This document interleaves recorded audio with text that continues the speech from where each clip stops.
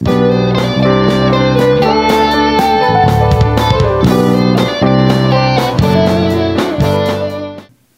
actually po, ang 11 para sa akin ay sobra-sobra na kung tutuusin. Para sa akin, ang number 11, dahil 11th year na po tayo, is advancement. Yan, parang ang nililid sa akin ni Lord this year is to advance the kingdom of God sa lahat ng paraan, sa lahat ng, kumbaga, avenue. Then, ang 11 din sa akin ay kapahayagan ng Panginoon ng pag-overflow ng kanyang blessing, yung hindi mo makontain, di ba? Yung inano nga nila, minayday ng mga kabataan sa amin na binigyan ka na nga ng isang dekada, binigyan ka pa ng isa.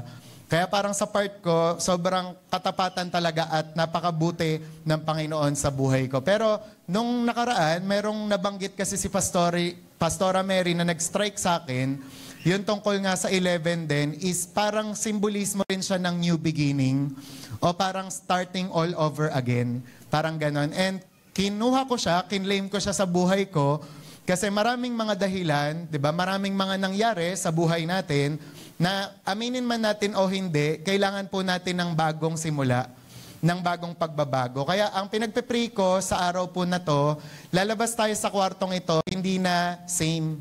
Kundi babaguhin na tayo ng Panginoon, di ba? Pag uwi natin, magkakaroon tayo ng bagong simula. Ang title po ng message ko, lumabas na po ba? Ayan. Ano pong title ng message natin for today? Ayan. Entitled Start Again. Ayan. So may subtitle siya, Bagong Simula at Magsimulang Muli. Ang verse po natin ay sa 2 Corinthians 5:17, yung binasa ni Sister Shai kanina. Kaya't kung nakipag-isa na kay Kristo ang isang tao, isa na siyang bagong nilalang. Sabi niyo nga po, bagong nilalang. Sabi, wala na ang dati niyang pagkatao, sa halip ito'y napalitan na ng bago. Diba? Ang nagsabi po niyan ay si Apostle Paul. And kapag pag-aaralan niyo yung buhay po ni Apostle Paul, napakalaking testimony ng buhay niya. Kasi dati siyang murderer, diba? Yung mga Kristiyano pinapapatay niya. But all of a sudden, nagpakita si Lord sa buhay niya, and then nagkaroon na po siya ng turnaround. Na dating deboto pumatay ng tao, ngayon naging deboto na, di ba, na mag-convert at ipahayag si Kristo sa lahat ng dako ng mundo. Kaya yun ang ibig sabihin ng pagbabago ng Diyos, na ni gaano man katigas ang puso ng tao, kayang-kayang baguhin ng Diyos yun. Amen? Kaya naniniwala ka ba? Sabi mo nga sa katabi mo, kaya tayong baguhin ni Lord. Yan. Ngayon, why do we need a new beginning? Bakit ba natin kailangan ng bagong simula? Unang-una, because our past is broken. Next natin, because our past is broken. Bakit po natin kailangan ng bagong simula? Bakit natin kailangang magbago ng buhay? Bakit natin kailangang tanggapin si Jesus? Kasi all of us, meron po tayong nakaraan. Diba? Nawasak at sira. Diba? Sabi po ng Romans 3:23, sapagkat ang lahat ay nagkasala at walang sino mang nakaabot sa kaluwalhatian ng Diyos. Kahit po yung tao na nasa harapan nyo, hindi rin po ako umabot sa kaluwalhatian ng Diyos. Kaya we need the grace and we need the mercy of God. Sabi nga po, lahat ng tao is born into sin. We all have regrets, failures, and wounds. At kung ipapataas natin yung kamay ng bawat isa, siguro po may mga ganyan tayo. May mga pinagsisisihan, may mga pagkakalugmok, at meron tayong mga sugat. Kaya kailangan natin ng bagong simula.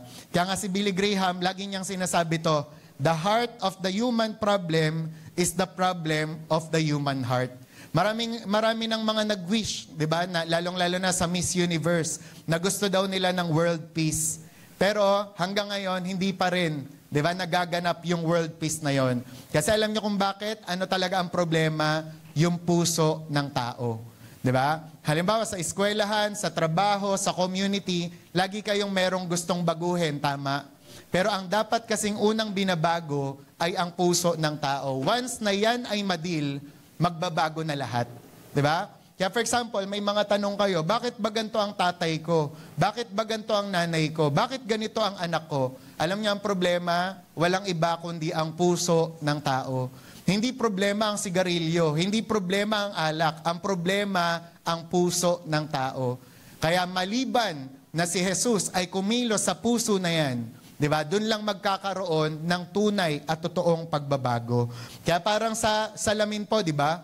Next natin, parang sa salamin, nakaranas na po kayong scotch tape ang salamin na nabasag. Di ba? Kahit anong scotch tape mo dyan, hindi mo talaga masusolusyonan yan.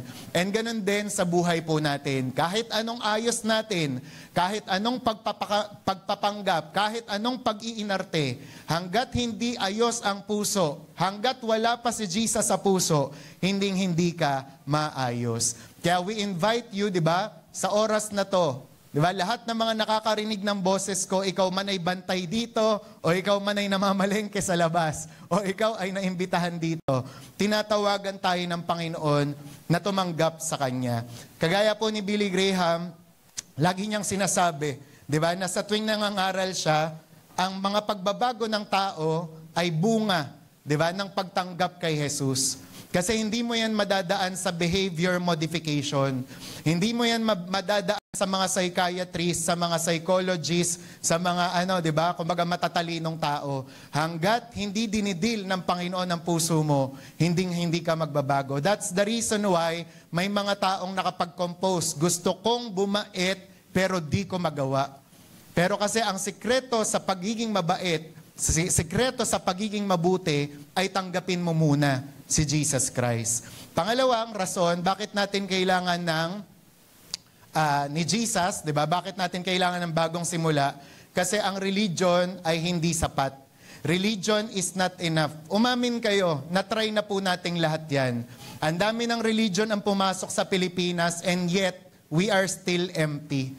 Di ba? Ang dami ng kumatok sa bahay nyo, di ba? Nag-aalok ng religion, pero ganun pa rin ang kalagayan ng puso mo. Pero ang challenge ko sa iyo today, why not, di ba? Why not choose Jesus? Bakit hindi mo ngayon piliin ang Panginoon? Kagaya ng sinasabi ng Matthew 23:37, si Jesus ang nagsabi niyan, kahit ang mga Pariseo, ang mga nagtuturo ng kautusan, di ba? Mapagkunwari daw. Kasi bakit? Sa labas, okay sila. Sa labas, mapagpanggap, banal, di ba? Pero sa loob, okay? Medyo merong may masamang kalooban, may masamang nangyayari. Kaya alam nyo, ang galing ng kataga na to, sabi, you can go to church, say prayers, and look spiritual, but without Christ, you are still spiritually dead. Alam nyo po ba yon? Halimbawa kayo, nandito kayo sa church anniversary, it doesn't mean na kayo ay alive na. Pwedeng nariyan kayo ngayon, tumutugon kayo sa akin, nagre-respond kayo, nakaupo kayo dyan, pero you are still spiritually dead. Alam nyo po, malibang si Jesus ay papasukin nyo sa puso nyo, dun lang po kayo mabubuhay ng ganap. Diba? Kasi real life begins when Jesus comes in. Pag umeksena na si Jesus, dun pa lang magkakaroon ng buhay. Kasi Jesus is the way, the truth, and the life. No one comes to the Father but by Him. And alam nyo, going to church doesn't make you a Christian anymore. Then going to a garage makes you a car. Diba? Hindi porket nasa church ka, Christian ka agad. Diba? Na parang yung kunwari, ang isang tao nasa garahe, kotse na ba siya? Ibig sabihin, hindi. Diba? Magiging Christian lang ang isang tao kapag naayos ni Jesus ang puso niya. Kaya naalala nyo si Jesus at Nicodemus. Si Nicodemus po ay kilalang guro ng batas, di ba? Ng Bible. Pero kahit si Jesus sinabi sa kanya, you must be born again. Kailangan mong ipanganak ulit. Kailangan mo ng bago. Pangatlo, bakit kailangan natin ng new beginning? Because God offers a new start through Christ. Noon pa man, 2,000 years ago pa man, di ba? Gusto na ng Panginoon na bigyan tayo ng bagong buhay. Sabi mo nga sa katabi mo, kasama ka dun. Okay? And nakakatuwa kasi sa Isaiah 1:18, mababasa niyo po to, tingnan nyo. Sabi, though your sins are like scarlet, they shall be white as snow. Di ba? Nagbibigay ng imbitasyon ang Diyos na kapag ikaw lumapit ka sa Kanya, gaano man kapula, gaano man kadumi ang kasalanan mo, magiging singputi ng nyebe yan. Magiging singputi ng bulak. And the message of the cross is not just improvement, but transformation. Okay? Kapag ikaw ay tumanggap kay Lord, ultimately, matatransform ka talaga. And alam nyo, nitong nakaraan kasi, siguro nagkaroon ako ng bagong bisyo. Pero good bisyo naman to. Tuwing kasi, nasa laptop ako, nanonood ako ng mga testimonials na mga, vlog ni Ami Austria. Kilala niya si Ami Austria kasi Christian po siya. Then, binablog niya kasi yung mga artistang tinanggap si Jesus. Tapos yun, nakakatuwa kasi kada artista na binablog niya, laging ang sinasabi nila, nagbago sila nung tinanggap nila si Jesus. Diba? Sample nga nun yung si Jody Santa Maria. Diba? May kwento si Jody na hiwalay siya sa asawa niya. Tapos meron siyang yung parang nung time na Be Careful with My Heart yung show niya, dun siya naging kilala bilang Maya, diba? Tapos kasi may mga TFC subscribers during that time. Tapos sa ibang bansa, pumunta siya. Ngayon, 11,000 yung nasa auditorium, pinapalakpakan siya. Tapos sinasabi niya, I love you. Sinasabi nila, I love you, Maya. Pero alam niyo, nung bumalik daw siya sa dressing room nila, iyak daw siya ng iyak. Alam niyo kung bakit? Kasi bakit? Sabi niya, bakit ganun? Nararamdaman ko yung init ng pagmamahal ng mga tao. Nararamdaman ko, parang successful na talaga ako, pero I feel empty. Parang pakiramdam ko, kulang pa rin. Kaya doon na siya tumugon kay Connie Reyes. Sabi niya, Mami, sasama na po ako sa church. Then yun nga, to make the long story short, narinig niya yung preaching ng pastor, narinig niya yung tungkol sa pag-ibig ng Diyos, tapos naisip niya, meron palang pag-ibig na kagaya nun. And magmula nun, to make the long story short, doon na po nagbago yung buhay po niya. Alam niyo po, same with us. Tayo po, mababago ang buhay natin, makakawala tayo sa kasalanan na bumibihag sa atin once na si Jesus, pinahintulutan nating pumasok sa buhay natin. And alam nyo, hindi po ako magsasawang sabihin to sa inyo kahit ilang taon pa, di ba? Na si Jesus po ang kailangan natin. And sabi nga, you can have a brand new life today if you'll come to Christ in faith. Okay? Parang sa battery po, di ba? Pag ang battery nawala na ng energy or nawala na ng kapangyarihan, ng power, ano ang kailangan niya? Dapat may another po na source na magja-jump start sa kanya para mabuhay siya. And alam nyo, ganun din tayo. We are spiritually dead, kaya naman kailangan natin si Jesus para mabuhay tayo. Amen! Amen. Diba? Sabi mo sa katabi mo, mabuhay ka.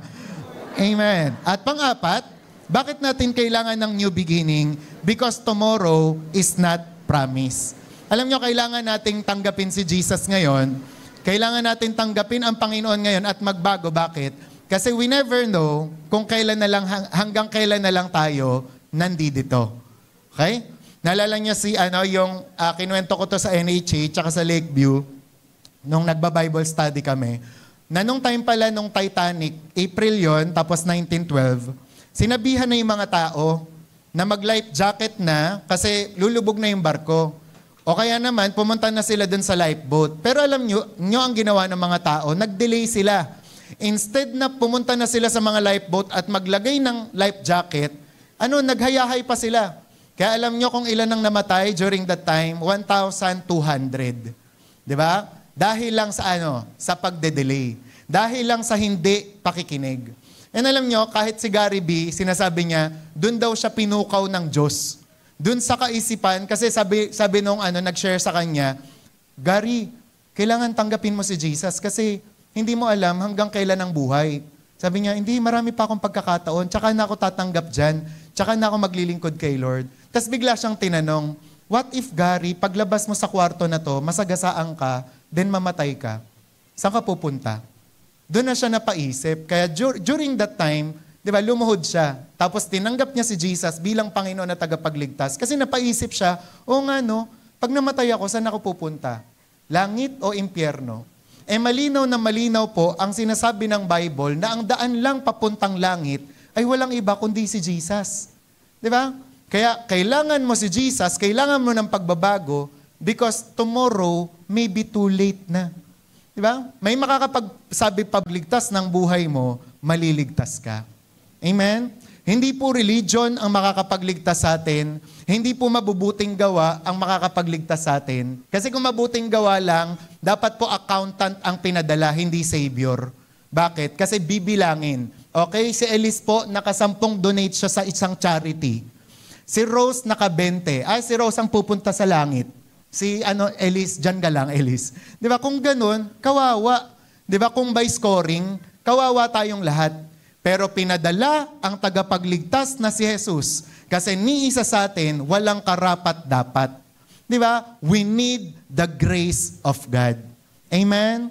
Amen. Di ba? Kaya kung ikaw, kinakatok ka ni Lord ngayon, yung puso mo, tanggapin mo na siya. Kasi sabi po ng Hebrews 9:27, it is appointed unto men once to die. After that, the judgment. Sabi nga, we cannot afford to delay. Every moment without Christ is a moment in spiritual danger.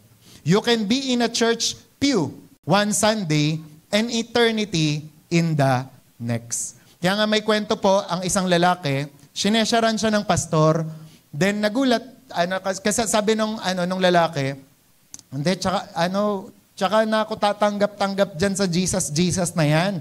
Ang kulit nyo naman eh.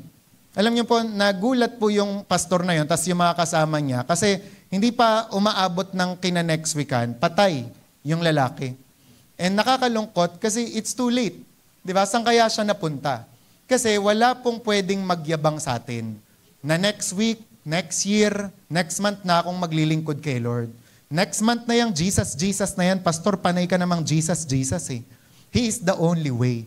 Di ba? Papuntang langit. And He is the only reason bakit tayo nagagather ngayon. Pinagpasalamatan ko man kanina yung mga tao, but still, wala rin po sila kung wala pong biyaya ang Diyos. Kaya now is the day of salvation. Don't wait for a better time, it may never come. Kaya kung nararamdaman mo ngayon sa puso mo, hindi ka ayos sa Diyos. Parang feeling mo, napabayaan mo yung spiritual mong bagay kasi trabaho ka ng trabaho, panay ka pag-aaral. Maybe now, God is calling you, di ba? To take seriously the grace that He has given to you. Di ba?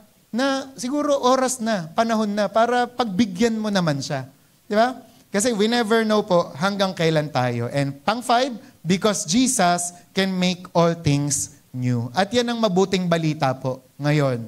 Di ba? Sa umagang ito. Bakit kailangan natin ng pagbabago? Bakit hinihikaya tayo ng Diyos? Kasi si Jesus, siya lang ang kayang gumawa ng bago. Amen?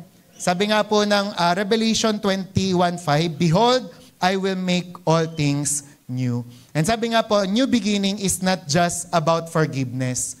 It's about transformation, healing, purpose, and eternal hope. And in Christ, the hopeless find hope, the broken find healing, and the lost find home. Jesus doesn't just patch up lives, He rebuilds them from the inside out. Kaya alam niyo po, natutuwa po ako, especially sa mga kunwari, ka-churchmate po natin, di ba? Na dati, yung pamilya nila, ang gulo talaga, di sila nag-uusap mag-asawa, pero nung tinanggap si Lord, naging sweet na. Di ba? Yung dating ang hawak sigarilyo, alak, o baraha, ngayon ang hawak na ay Bible. Kasi si Lord, bakit? Nagbabago pa rin siya. He is in the business of transforming people. Okay? Kaya sino ito? Papaspasan lang natin. Sino-sino po ang mga taong gusto ng Diyos bigyan ng bagong simula? Kaya fasten your seatbelt. Yan, sa makinig po kayo maigi. Kasi titingnan natin kung kasama ba tayo sa mga kailangan ng simula. Unang-una, bakit sino-sino yung mga taong gusto ng Diyos bigyan ng bagong simula? Una po, yung mga nagkamali ng malaki sa buhay. Mga dating adik, nagnakaw, nakiapid, ng abuso, etc. Bakit po nila kailangan ng bagong simula? Kasi po, dahil pasan nila ang bigat at guilt, ang bigat ng guilt at condemnation. At araw-araw kasi pwedeng inuusig sila ng konsensya na yon. Kaya naman, kinakailangan itong mga tao na to tanggapin si Jesus. Alam niyo po, good news kasi may makaka-relate sa inyo na tao. Diba? Next natin. Siya po ay walang iba kundi si Haring David. Kasi siya po ay pinili ng Diyos, pero nahulog pa rin siya sa pagkakasala by committing adultery, and later on, pumatay po siya ng tao. But then, praise God, bakit? Nung humiling siya ng kapatawaran sa Panginoon, nung totoong nagsisi na siya, nakatanggap siya ng pagpapatawad sa Diyos. Kaya sa atin po na aminado na nakagawa ka ng malaking bagay na mali, you have hope. Meron ka pa ring pag-asa. Pangalawa po, yung mga kailangan ng pagbabago, yung mga iniwan o nasaktan. Minsan napapaa tayo dyan, di ba? Pero totoo po yan.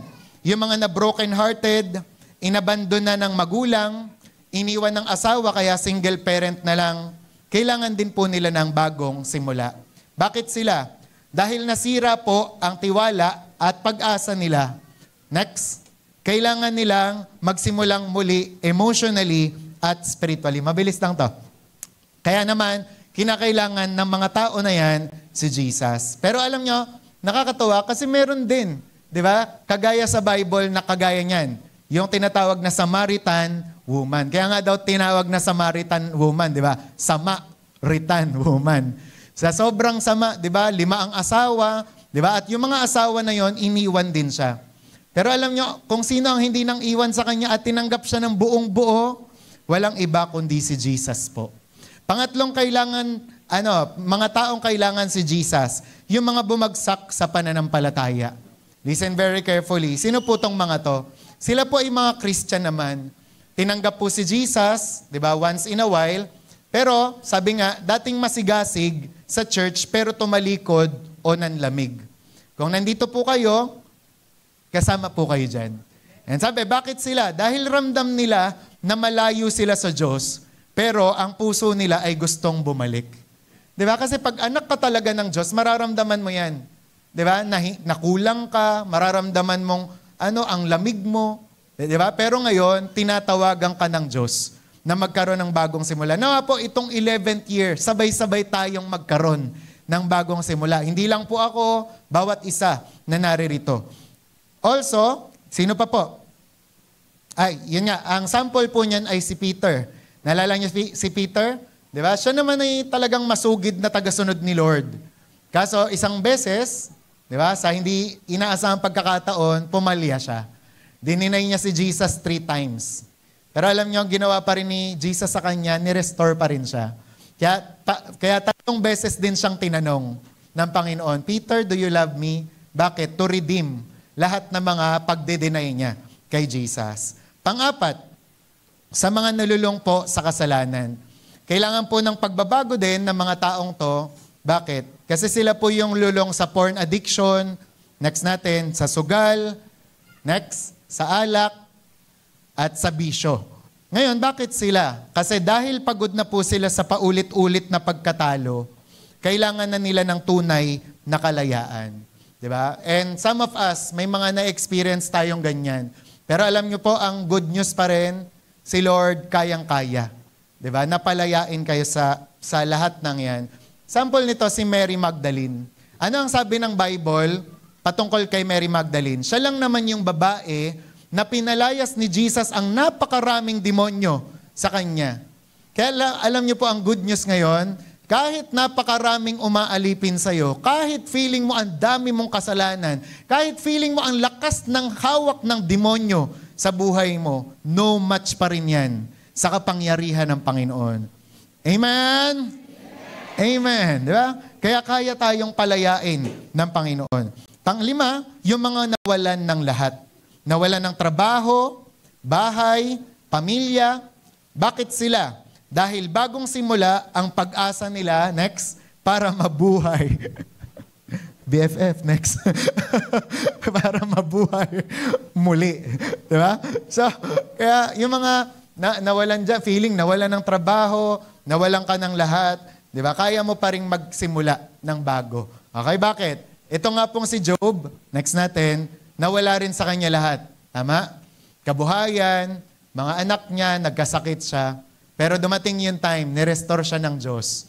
At dinoble pa yung pagpapala niya. Sinong gusto nun? Dobling pagpapala. Yan, taas kamay. Then next naman, pang-6, yung mga nagising sa katotohanan. Sino po ang kailangan ng bagong simula? Yung mga nakaka-realize na ngayon. Diba? For example, yung mga taong biglang na-realize na sayang ang buhay ko. Malayo pala ako sa Diyos. Diba? Bakit sila? Dahil may hunger sa puso nila na may kulang at handa silang magbago. Alam niyo po, yan ang kwento ng next prodigal son. 'di ba, sa Bible. Na siya ay 'di ba, lumayo, palayo sa Diyos, ay sa Ama. Pero dumating yung time, nung naranasan niya na yung ABS-CBN, alam niyo po yung ABS-CBN, alak, babae, sugal, cabaret, bar, nightclub. Then nung nawala na sa kanya lahat-lahat, nakarealize siya, doon pala sa bahay ng tatay ko, mas okay ako. Doon pala sa bahay ng tatay ko, mas mahal ako. Doon pala sa bahay ng tatay ko, mas hindi nauubusan, 'di ba, ng kailangan. Kaya naman, kung ikaw yung kagaya ng prodigal son na ito, manumbalik ka kay Lord. Pangpito, yung mga nawalan ng direksyon. Kahit yung mga Christian. Di ba? Sabi, di alam kung anong purpose sa buhay, nalilito sa calling o sa identity. Yung minsan nagkakaroon ng identity crisis. Ngayon, bakit sila ang kailangan ng bagong buhay? Dahil ang bagong simula ay hindi lang pagtigil sa lumang buhay, kundi pagtanggap ng bagong purpose galing sa Panginoon. Diba? Ang sample po nito, walang iba kundi si Apostle Paul. Ang purpose niya noon, patayin ang mga Christians. Diba? Siya po ay bulag spiritually. Pero anong nangyari? Nung nakatagpo niya si Jesus, nung na-encounter niya si Jesus, nagkaroon siya ng new purpose. Yun ang parang para sa akin, it takes a lot of humility and humbleness, pagiging mapagkumbaba, para aminin na buong buhay mo, mali ka. Okay? Parang ganun kasi si Apostle Paul. Diba? Akala niya, tama yung ginagawa niya, but then all of a sudden, nalaman niya, mali pala. All this time, kinakalaban ko pala ang Diyos. And alam niyo, maraming ganyan. Akala niyo, tama kayo. Akala niyo, tama yung mga natutunan niyo mula pagkabata. Akala niyo, tama yung prinsipyo niyo. Diba? Pero this day, gusto ng Panginoon na i-correct yan. Gusto ni Lord na magkaroon tayo ng bagong purpose. Pangwalo, yung mga pagod na sa sarili nilang kakayahan. Ito medyo malungkot din to. Bakit? Kasi sila yung mga laging nagtatangkang magbago, pero laging bigo. Yung parang nagsasabi, Pastor, mag-church na ako, pero kina Sunday yan, nahadlangan na naman. Diba? Pastor, isusuko ko na tong sigarilyo ko, pero diba? Bukas makalawa, nagsisigarilyo ulit. Diba? And alam nyo, si Lord, tinatawag pa rin kayo. Sabi, dahil napagtanto nila na si Jesus lang ang makakapagbigay ng totoong bagong simula. Ang sample po nito, naalala nyo yung thief on the cross, yung magnanakaw sa katabi ni Jesus. Siya talaga, wala na, no choice na siya. Kasi sinintensyahan na siya, mamamatay na siya. Kaya alam niyo, ang ginawa niya, lumapit na siya. Diba? Doon sa tama at totoong Diyos. Sabi niya, Diyos, diba, kung isama mo ko sa paraiso, ha? Yung parang kasi dalawa yun eh. Yung isa, minamak siya, si Jesus. Sabi niya, kung ikaw talagang anak ng Diyos, iligtas mo sarili mo, tapos idamay mo na rin kami. Ibaba mo kami dito. Diba? Tapos sabi nung lalaki ng isa, diba? Yung term lang ni Bishop yung gagamitin ko, sabi niya, huy, mahiya ka nga. Nasabit tayo dahil sa mga sabit natin. Yang lalaki na yan, nasabit pero walang sabit yan. Diba? Tapos bigla niyang sinabi, Panginoon, alalahanin mo po ako pag nandun ka na sa paraiso. Kaya anong sagot ni Jesus sa kanya? Diba? Ngayon din, isasama kita. Kaya alam nyo, kahit sa mga last minute na mga Christian, sa mga feeling nyo, last minute nyo na, diba? May pag-asa pa rin kayo. Sabi mo sa katabi mo, kung gising pa yan, may pag-asa ka pa rin. Okay? Pang-siyam. Hanggang 10 lang po to, huwag kayong mag-alala. Yan. Yung mga taong may matinding trauma o abuse. Yan. So, sino yung mga yan? Sila po yung mga naabuso physically, sexually, at saka emotionally. Ngayon, bakit sila?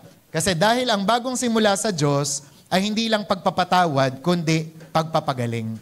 Yan. Si Lord, hindi niya lang tayo pinapatawad, pinapagaling niya rin tayo. Okay? Kaya yun po ang napakaganda dito. And dito, sabi ng Psalm 23 verse 3, anong ma-assurance natin dyan? Di ba sabi, He restores my soul.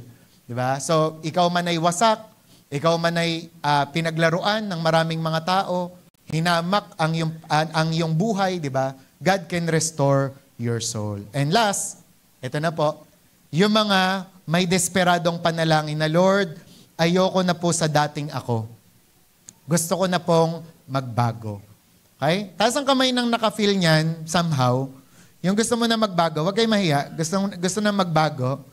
Wow, ang babanal nyo ah. Ayan, so gusto magbago, taas kamay. Di ba, marami tayong ganyan, yung, Lord, gusto ko na magbago. Magda-diet na talaga ako, pero last decade ko pa yan sinasabi. Di ba?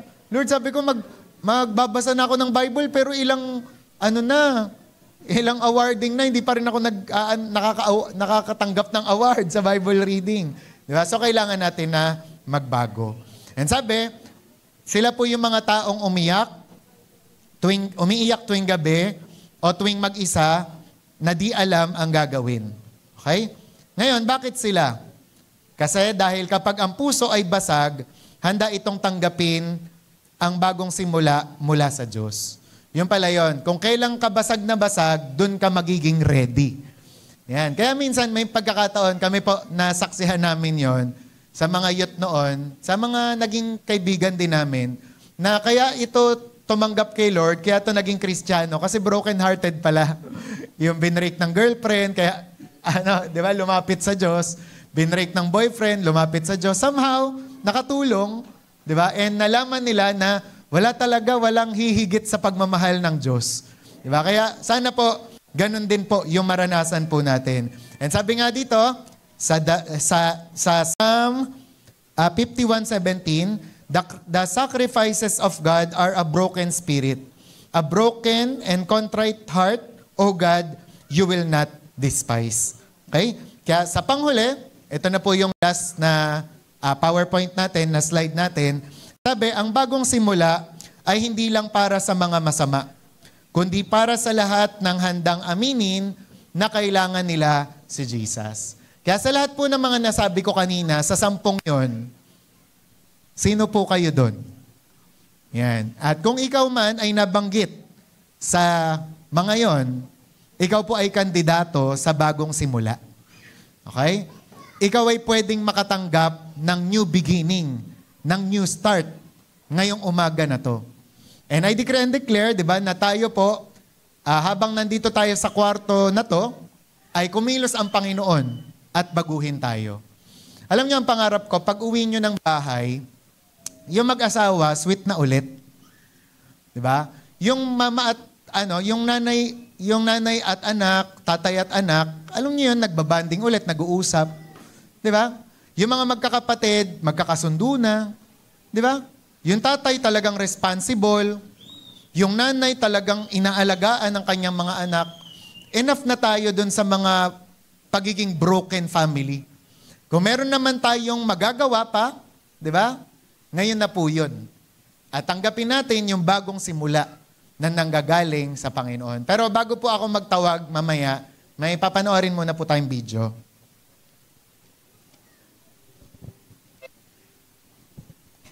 Pwede natin i-lessen yung light.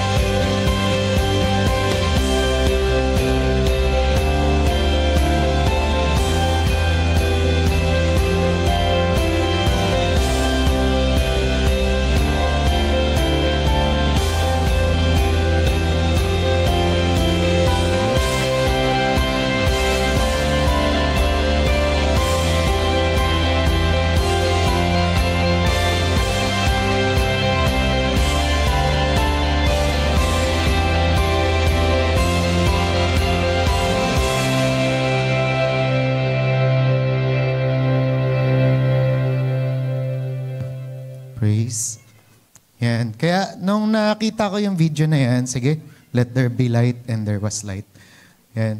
Kaya nung nakita ko yung video na yan, alam niyo po yung naisip ko. Naisip ko dyan na posible pala. Diba? Posible na tayo ay magkaroon ng bagong buhay at bagong simula. Kasi lahat ng kasalanan natin at pagkakamali, dinala na ni Jesus dun sa krus.